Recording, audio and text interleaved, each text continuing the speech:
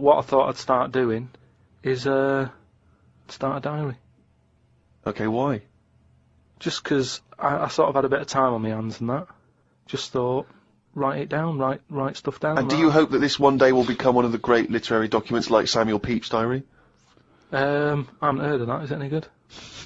You've never heard of Samuel Pepys' diary? No, the most famous diary other than probably Anne Frank's. I've heard of Anne Frank's and that, and I thought if she's sat in a loft, knocking stuff up, not much going on in her life at that point, yet she was still writing it down. Yeah, whereas I'm you'd on be to Gran holiday. Canaria, yeah. I thought, so there is stuff going on that I can chat about. Start a diary. Sure. You started a diary? Yeah. And what are you going to do? Did you keep it up every day? Yeah, just... oh, can I read it, please? Well, a diary is meant to be sort of... Please, can I read some out on this podcast? Karl. Some of it, though, is only relevant to me. It's sort of... Oh, this is... Please, give me it. Oh, my God. I mean, this isn't... I haven't just... Look how big it is! It's one of those desk diaries. It's huge. It's about a foot long. And it's oh, that is amazing. Imagine if Anne Frank had been like that. As she got out... right. Everyone would have heard it clang down on the desk. Yeah, but my writing's quite big, isn't it? Oh, look! Give us that. Do you know about joined up writing? Have you heard about is that? No point. amazing. Sometimes you can't read it, can you? So it's Right, best okay. to look at oh, ancient look! times. Oh my God! It starts on the first day. This is wonderful. Going on holiday to Gran Canaria today. Woke up to the news that Tony Banks had died. There was a piece on the news about how everyone was shocked. Got me thinking about an invention that would be good. Right, a watch that counted down your life. If it says you've got 3 days left, go to the doctors. Told Suzanne about invention. She said she wouldn't buy one. But she said that about the iPod. How would this device work, this watch? I mean, how would you know when you were about to die? Is that a concern? Again, not for you to worry about, presumably the boffins and the No, all I was thinking is that Tony Banks fella, he died and everyone was shocked about it. But if you had like a little watch on... But how does it work? You can't just say, wouldn't it be good? How would this work? Yeah, I imagine you in the patent office going, got an idea. They go, oh, certainly, Mr. Pilkington, what's your idea? Watch that counting down your life. Oh, how does that work? Just wear it, just pop it on your wrist. No, what do you mean, just pop it on your wrist? How does it work? Just pop it on your wrist. Brilliant. You're an idiot. Well, it's interesting that he goes on. The flight to Gran Canaria was a bit bumpy. I thought about the clock that counts down your life again, and I wondered if it would know if you were going to die in a disaster. Now, he's querying his own design. He's wondering if it would know. He's invented this. And now he's not even sure. A fella on the plane was reading Koi Mag. It was a fishing magazine. I glanced over and noticed he was reading the Pond of the Month article. Don't think they could make it into a weekly magazine. Well, to be fair to you, because I remember seeing a guy on the train once reading Carp Monthly, a magazine dedicated entirely to carp, and it had Carp of the Month. And I just thought, once you're like 3 months in, the editor must be stressing, have we got any more carp? Have we got a carp that's actually done anything? I reckon if they used the same one twice, there wouldn't be many complaints. No one would be noticing. No, that's the carp they used 2 years ago. There was a really fat bloke on the plane. He was playing on his PSP. While I waited to go to the toilet, I looked at what game he was playing. It was darts. He's that fat and lazy, he can't even face playing a more active game on a games console.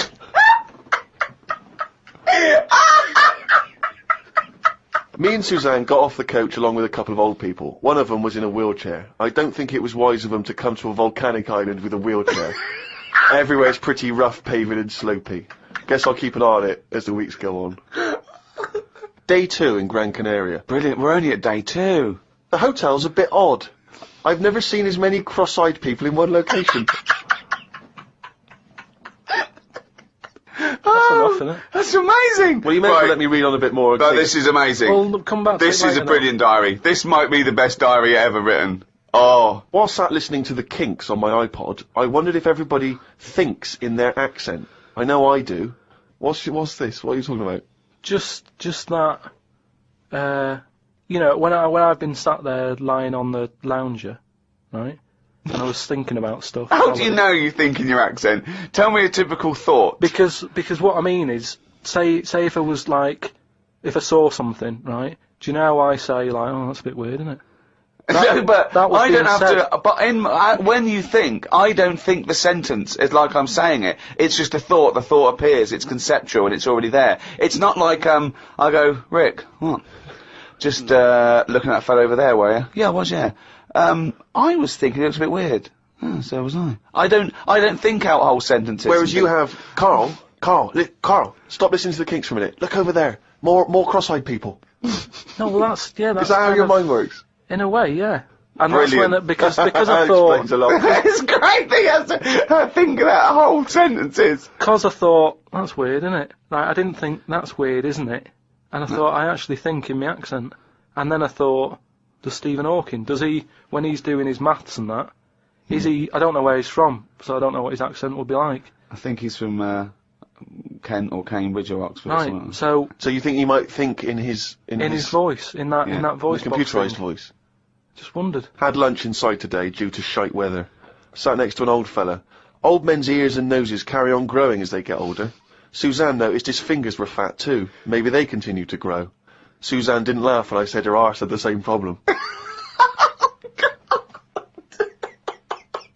Day 3, cloudy start to the day. Had pie and chips in a cafe. Had a bit of an argument with Suzanne because I thought it was daft that we were paying for food when we were on an all-inclusive holiday. Changed my mind when I saw they sold pie though. The cafe was called Tattoos. The fellow who owned it didn't have any tattoos. But we never saw his wife.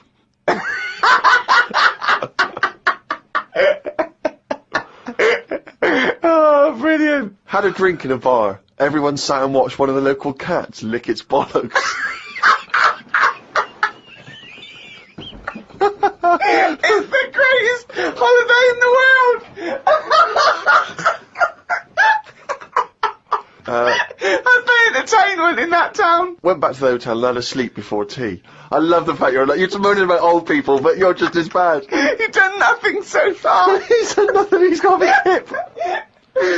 Oh, God. Woke up to news about ducks being badly treated. There was a really ugly one with bent legs. I'm gonna die. Why does he write this down? Oh, God. Oh. There is a fat bloke from Bolton who is in the pool as I write this. He's got a big tattoo on his back, but I can't work out what it is. ... He just got out of the pool and burped. You just felt like you had to keep us abreast of that. Everything's in the diary. I've just seen it get to the point where you're going, breathed in, Yeah. breathed out again. There was a big fat fella in the sea who kept his t-shirt on. If you're big and fat, is there more chance of you getting burnt because there's more of you on show? I asked Suzanne and she said she didn't know in that sort of not listening kind of way. I wanted to hang about to see if the fat bloke was going to get in the kayak, but Suzanne said we had to head back. Just let him waiting to see if he's going to capsize. We go home today, so we got up early to get the last bit of cloud. No, it's just that it wasn't. It's not that sunny all the time. I mean, I was sat in weather that if it was like that here, there's no way I'd be sat in the garden. But because you're on holiday, it's like, well, we've got to sit in it. Put your coat on. So are you going to continue to write this diary? Every single day? It's amazing. Keep this diary up. It's amazing. No, I will keep it up, because what I find as well is, I think earlier on, before I went away, I think I did learn something, and because I wrote it down, I remembered it a bit better. So What was that? I just was thinking then, I forgot it now, but but I remembered looking back at it and not having to read it all, because I remembered the end of it before I read it, if you know what I mean. I have no idea what you're... It's a regular feature now when we read from Karl's diary. Karl decided to keep a diary. He's gone through with it. I can see it there. It's massive. It's a huge desk diary that he has to carry around with him, and the pages are getting full up. You're really keeping to this. Yeah. Right, this is extracts from Karl's diary. Did podcast and went for an Italian with Ricky and Steve. Italian place is good. We've been there a few times. I always have the same thing, spaghetti. Can't remember what everyone else had. Last time we went there, Steve had little octopuses with pasta. You could see that they were octopuses. They hadn't been cut up or anything. My rule is that I only eat stuff that looks nice when it's alive. A cow, a chicken, some fish. An octopus is an odd-looking thing alive. Even worse when it's dead and limp. It looks like it just shouldn't have been sat in the spaghetti. Yeah, I agree. I agree with that. Ricky drew another picture of my head. We've given a few of them away as prizes, but he draws so many of them that they won't be worth as much anymore. Everyone will eventually have one. Like those pictures of a boy crying that caused houses to burn down in the 1980s. What does that mean? What are you talking about? Don't you remember I mean, if you're listening in America, they might not have made it over there. Is it the sort of like the sugary ones with kids? Like, is it Techikov or something? It's just some kid. My auntie Nora had one, and it was just like a kid with like a blue jumper on, and it's like a painting, not a photo. Yeah, exactly, yeah. And he's just crying. Like a chocolate box. It's really awful, sort of sugary. And what happened is they found out that a load of houses were being set on fire or burst into flames, whatever. And the weird thing was, oh, it's bollocks. every house that burnt down had that photo. Yeah, because every house had that picture in the fucking 70s and 80s. Idiot. It's like, we're linking it to sinks. Every house that's ever burned down had a sink. You're talking shit again. Carry on. Wednesday. Saw a homeless bloke. I'm surprised that no companies have thought about sponsoring the homeless. Something like a clothing company. Give them some clothes that have an advert on the back. Everyone's a winner. Good idea. Not bad, is it? Got on the tube to Camden. Read in a free newspaper that hedgehogs could be gone by 2025. I think I've seen more dead hedgehogs than alive ones anyway, so I don't think I'll miss them. Went round to Ricky's house and had a game of pool. It should have been nice and relaxing, but Jane gave me some cake, and Ricky said I can't play pool if my hands are all sticky from cake. It was the sugar, and it wasn't that either. After he'd finished it, they weren't just sticky, he was licking his fingers, sucking his fingers off, and then was going to pick up pool cues and touch things, and I was thinking, go and wash your hands after licking your hands. You're not a cat. This turned into an argument when I said I didn't want to wash my hands. Why didn't he? Disgusting. He goes for a piss all the time without washing his hands, and then squeezes my head. I know I prefer to have lemon cake crumbs on my head than knob juice. Was going to do a crossword, but I'm tired and have learnt enough today. What have you learned? Well, the stuff about hedgehogs and that. Oh, God. Was on my way to my mates, and I got on a train. Got close to a station, but realised I needed a wee. Was about to go in a cubicle when a blind man with a dog, who was bumbling his way through the walkway, came around. I said, "Are you after the toilet?" He said, "Yeah." I said, "It's on your right." I shouldn't have let him go first, as he took ages, and it would be my stop soon. The dog waited outside the cubicle. I was going to stroke it, but then I remembered someone telling me that you shouldn't. Don't know why not? that is. Because something to do with the owner should be the only one who sort of deals with that dog, and you shouldn't. Well, you shouldn't stroke it because you'll cover it in fucking lemon cake. No, but just because if you stroke it and that, it might like me and want to go off with me, and he'll come out and be lost and stuff. Yeah. I'm not totally sure, but I just thought. You're not. Went and did the podcast. We had a meeting after. I don't like meetings, as I can't keep focused on what people are talking about. I think Ricky has the same problem as after 25 minutes he was trying to wrestle me. I tried to do what spiders do and stayed still as if I was dead. And Ricky just stayed on top of me, not moving. A bit like when you see one of them big snakes swallowing a sheep. Ricky got bored and released me. I went home thinking, why had I left my old job for this? A homeless man asked me for some money, but I didn't feel like I should treat him, as I felt that he'd probably had a better day than me. Oh, God. Suzanne called me to say she'd gone for a haircut, and that she'd meet me in the supermarket. I went to the supermarket, but she wasn't there. I called her and she said she was near the fruit aisle. I went to the fruit aisle and she wasn't there. Turns out she was in a different supermarket on the other side of town. And that if I'd listened to her properly, I'd have known that. I didn't want to say that What, you just went to the first supermarket you thought of, as opposed to listening to what supermarket? I'm in the supermarket. Alright, bye. I didn't want to say that I hadn't heard her properly, because my ears were ringing a bit from the wrestling from earlier. 25 minutes later, I met up with Suzanne. Her haircut wasn't that bad. Normally her haircuts are followed by an argument between us, as she pays over the odds for some daft haircut that's the latest style. Brilliant. I wish she'd take a picture out of a magazine or ask for a style rather than letting the hairdresser do what she wants. I said I only tell her to do this as she's got a square head, and a close-cut hairdo makes it look squarer. She said, "What do you think of this cut?" I said it looked alright, as I couldn't be bothered arguing about it. It's weird writing a diary. I don't know who thought of doing one of these first. The last time I did one was at school. They used to get you to do it so they could keep an eye on whatever you were up to. My diary used to say the same thing every night. Got home, went to the shop to get potatoes, bread, milk. Went home, watched telly, went to bed. I think I might have gone to Twiggy's Dance Club, just so I had something different to write. You've not told us about Twiggy's Dance Club. It's just you know, I sort of, when I was a kid, I sort of gave everything a bit of a go. I did boxing and that, didn't I? Gave that a go. About 45 minutes. And yeah, a mate sort of said, oh, you know, you're into your dancing, your robotics and that. You're doing your body popping, right? Body popping and that. He said, you ought to come to Twiggy's. And I went there, but I didn't go in. It was shut. They were just having like loads of toilet rolls delivered. I think like they were like using it as a storage place for toilet rolls and that. So I said, oh, I've come to have a dance. And like, oh, not tonight. Come back tomorrow. I never went back. Brilliant.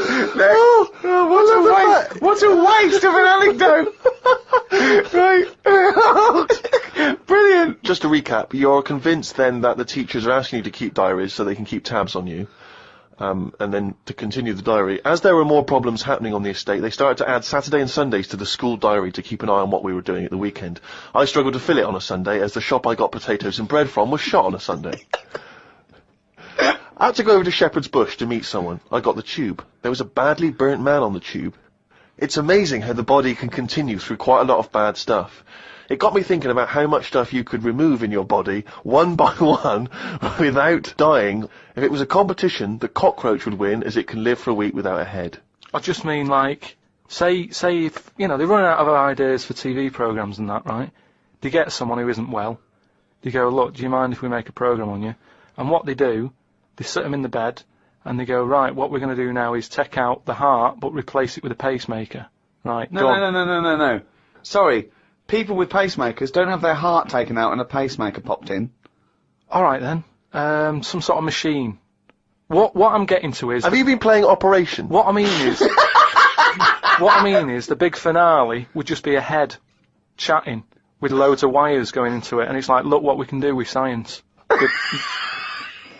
That's what the programme's called. It's the same every week. The volunteer is just a head with loads of wires going out Look of it. what we can do with science. And he's going, goodbye. Oh, I feel ill. Got some post delivered to me today. It was... Oh, this is This great. makes it in the diary. Got some post delivered to me today. It was addressed to Mr. Dilkington.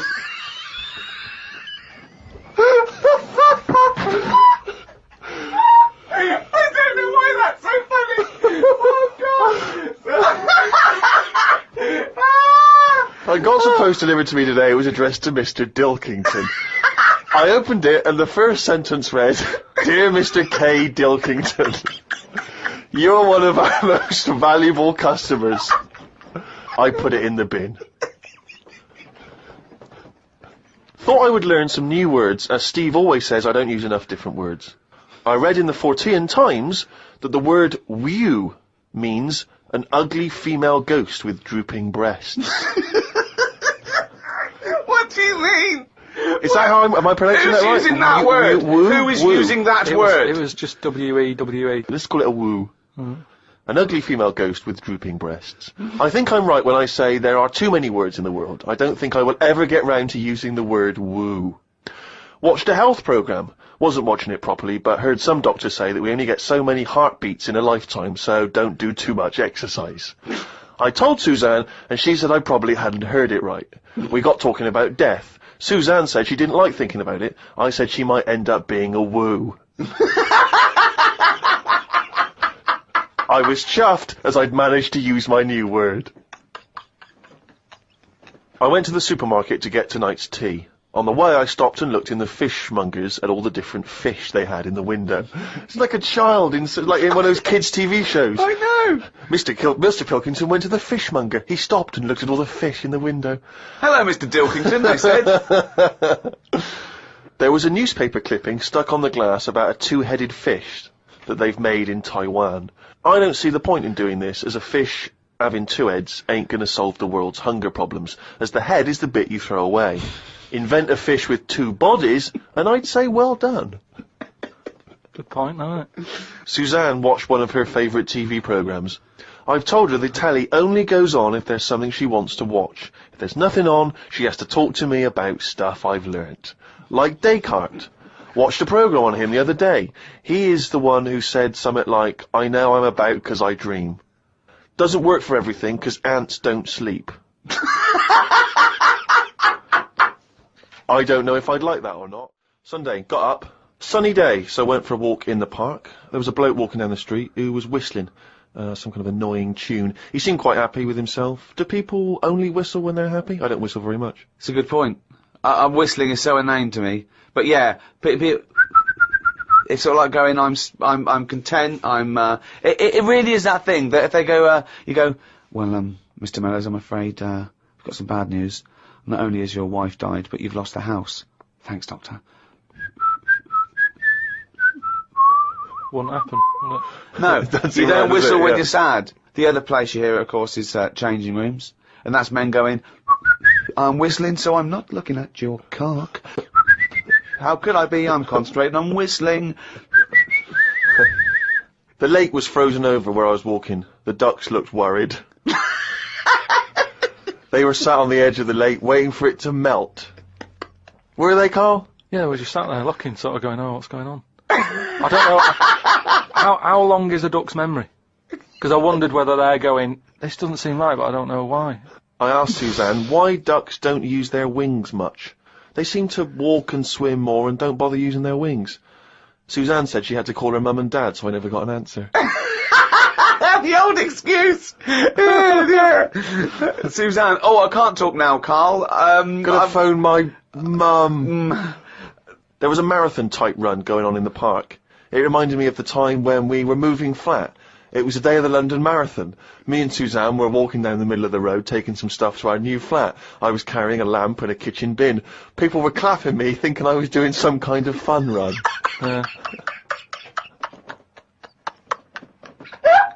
Why were you walking on the same route? Because it was when we lived on the Docklands. Oh, brilliant. There was no other route. The flat was just about 100 yards down the road. They're going, look at the bloke with the bald wig. He's carrying a lamp and a bin.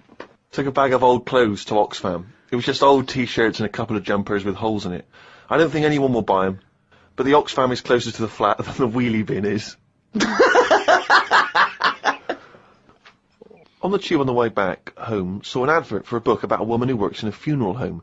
She went into work one day, she goes to work on a body, she takes the sheet off of one of the bodies, and it looks exactly like her. This is called a doppelganger. What's a doppelganger to you? It's the thing I read about them ages ago where someone was walking down the street. Yeah, and he sees someone who looked a bit like him. And no, this was weirder than that. Go on. He remembers, like, going down that street as a kid on his bike, whistling. Yeah. And then he's walking down the street, going to get some milk or whatever from the shop. Little bike comes whizzing past. He hears the whistling, he goes, that's weird. Looks at it, it was him when he was a kid. So it's like a time. Shit. What do you mean it was him as a kid? This is like a different form of doppelganger. It's just It's impossible, it's rubbish. some sort of time thing, isn't it? No, it's time, that's impossible, so don't It's worry just some about kind it. of time thing, Rick. No. Yeah, just something some you kind of time read thing. again on the internet, or it was a short story, or something someone told you. On my walk back from the tube, I saw a jogger who was pushing a pram at the same time. The kid looked terrified. Got my science book out. It said that the static you get on the telly when a channel isn't tuned in properly is radiation that is still knocking about from when the Big Bang happened. I thought about the Big Bang and wondered if it was really a Big Bang, or did it just sound louder as there was no other noise to drown it out. Good point, isn't it? Karl's diary, Rick, never ceases to amaze. More from that next week. I don't believe that he's written it down! Well, that's the jingle that signals it's time for more extracts from Karl's diary, and we'll lunge straight into it. Wandered down Carnaby Street. There was a happy homeless fella. I gave him £1.50. I thought of a tongue twister after giving him the money. It goes, if you can't treat a cheerful tramp, what sort of tramp can you treat? It's good, that. All Say right. it fast. If you can't treat a cheerful tramp, what sort of tramp can you treat? Good, isn't it? Good, that, yeah. You've got too much time on your hands, Karl. Learned some famous quotes to see if they are as good as my sayings. Number 1, treat every day as if it's your last. Very famous saying. Now, is that something you do, Karl? But you know, me problem with that one is that if it was your last, you wouldn't want to be doing much. That's the only problem I've got with that. I wouldn't want to, go to a fairground or whatever, because you're going, oh, it's my last day, what am I going to do? And I think you'd spend so much time worrying about what you're going to do that you'd end up staying in. I think you're right, You've taken some of the poetry out of it. I think it means live life to the fullest, right? I like the fact that you were musing on the idea that if it was your last day, you'd go to the fair. It's getting such a 19th century way of spending your final day. I know, yeah. Well, the thing is, the other thing is that, the only thing that people get depressed about in terms of sort of like, life and death is, not the knowledge that they're gonna die, but more the knowledge that they know they're gonna die when they're dying. If someone told you, no one ever knows when they're gonna die, no one ever gets an illness, no one ever gets hit by a truck, everyone passes away peacefully in their sleep, dreaming they're riding a big marshmallow, right? Then you wouldn't care about anything. It wouldn't matter when, it wouldn't matter if you died tomorrow or in 30 years' time. You'd just live life to the full. You'd have every day would be great. You'd go out, you'd come back, you'd fall asleep. That would be amazing. There'd be no stress. There'd be no angsty, we're all gonna die stress, because it wouldn't matter. Because it would just be your life. Wouldn't it be amazing if someone guaranteed you, Karl, you're gonna die in your sleep? I'm not gonna tell you when. Yeah, but some people do, don't they? Well, exactly. Yeah, but we never know we're going to, because we stress. What if we get a dreadful illness? What if we, But we're almost not letting people die naturally anymore, are we? Because we're always bodging stuff up. What do you mean? Well, someone who might naturally die in the sleep aren't allowed to naturally die in the sleep because they wake them up with those electric things and get them going again and pop in a new lung or whatever whilst they're at it. That's what I'm saying. They don't just... You never hear it anymore, do you? Frank peacefully died in his sleep. No, he died on the operating table whilst we were putting in a new lung. They don't die naturally anymore. Frank died peacefully with 40,000 volts going through them and a couple of people going, clear! Clear! Rushing about today. Got to get a lot done as I'm flying to Malaga tomorrow to see my mum and dad. Don't like flying. I'd be happy if they give you a parachute instead of a life jacket. They say Da Vinci invented the parachute as well as the helicopter. He never got round to making them though, because he only drew them on some paper. Got up at 5 AM as I had to get to Heathrow to get on the plane to see mum and dad in Malaga. Went out for a drink with a cousin who lives in Spain. Ain't seen her for 27 years. Oh, that must have been tricky, making conversation. I didn't really bother. Because where do you start? I might as well go up to anyone in the street and start having a chat. You have to get further back than, did you want Chantal to win Big Brother? Yeah. Me dad and me talked about history. I said we shouldn't go on about things that happened ages ago because I bet something similar has happened more recently. Brilliant. Read about an island in the Indian Ocean where there are tribesmen still living like they're cavemen.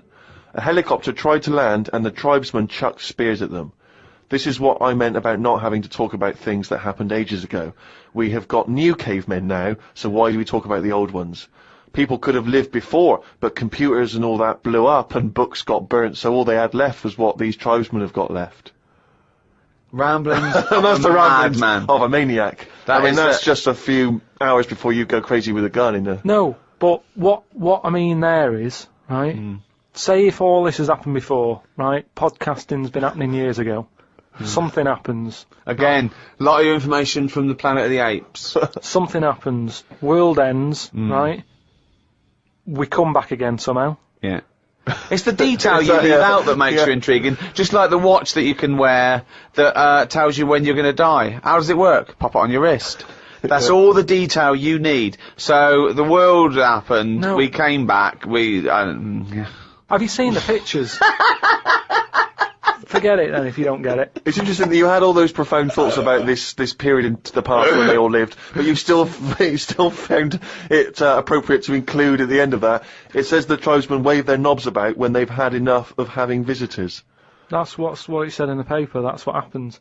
They're quite happy. What paper is this that you're reading? It was in like a paper a couple of days ago. It said they don't mind having visitors if they're bringing them coconuts and stuff that they can eat. Once they've got everything they need, they start waving the tackle about, and that means, like, right, leave now. Which you would, wouldn't you? Yeah, at a dinner party. My grandfather used to do that. Got a book sent to me called Freaks. It's a bit heavy, but it's got some interesting pictures in it. Read a bit about the two-headed nightingale. She/they was on tour in London years and years ago. It cost 2 shillings to have a front row seat. She/they had 2 heads/2 arms and 4 legs. They are called Siamese twins because the first twins that were born stuck together were Siamese. On one of the pictures, they are playing chess against a doctor. That hardly seems fair. 2 heads are better than 1. So it's 2 heads, 2 arms, and 4 legs. That's just 2 women in one dress. Yeah, that's 2 women with an arm missing. Yeah.